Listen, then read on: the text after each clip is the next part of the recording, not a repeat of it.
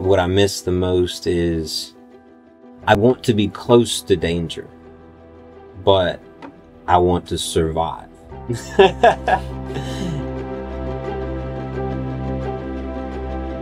I grew up in a very kind of extreme sport kind of lifestyle between, you know, hard work and then dirt bikes and skateboards. I don't feel comfortable enough in the wheelchair to take the extreme risks that I grew up taking. As what a lot of people tell me is, wow, how did you do that? And to me, it's like, well, it's moving really, really slow.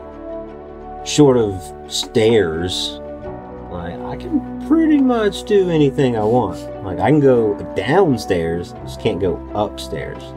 The accident has really forced me to develop my mind, but in a good way. 3, 2, 1. When I'm wearing the leg day t-shirt, I get all kind of compliments about, oh, I love your shirt. Sometimes I kind of look funny knocking stuff off the shelf with a broom, or, you know, or just asking people next to me to grab things. I don't think anybody has directly belittled me. If I hear kids ask their parents questions, then I intervene and say something to the kid. So I'll do something, you know, to kind of break the ice there, where people can kind of like, yeah, he's in a wheelchair, but, well, he's a normal person. And you do that to a kid, and the kid can take that, you know, for the rest of their life.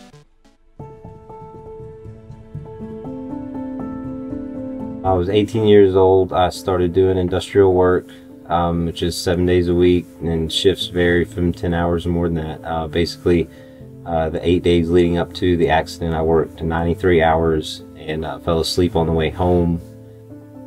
And I don't remember any of it, so it's basically, police report says that I flipped my vehicle several times and I was ejected out of it. Being in the bed and being told that you're paralyzed and not being able to get out of it, you know, just because you're injured anyway, is one thing. But I think it took like a week or week and a half before I actually got to a room, and it was the day that I got in a wheelchair. And I think that day was the day that it like actually hit me that I'm actually paralyzed. Like, this is how it is. And I had this lady, I can't remember her real name, but she just told me to call her mom, which was perfect in the timing anyway. Took her time to just help me through that first transition day.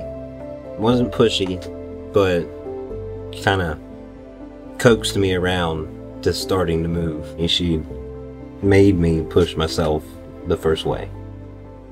You know, and that's hard. You push yourself at the beginning.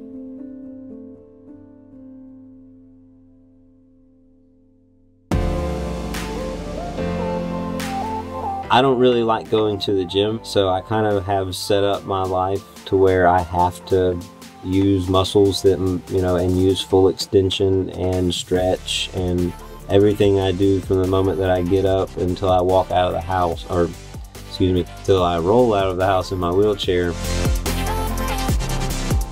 He's always reaching above and beyond and testing the limits, which is a great part of what makes him who he is. And not only for his own benefit, but the benefit of others. As a kid, I learned agility and, you know, and how to handle other things outside of my body. You know, an exo is more or less a dirt bike or a bicycle or a skateboard. Or those experiences really just helped me be better at what I do now. His dream is really to change the way we think of disability and mobility for lower limb paralysis. We are fighting for you to have your life back.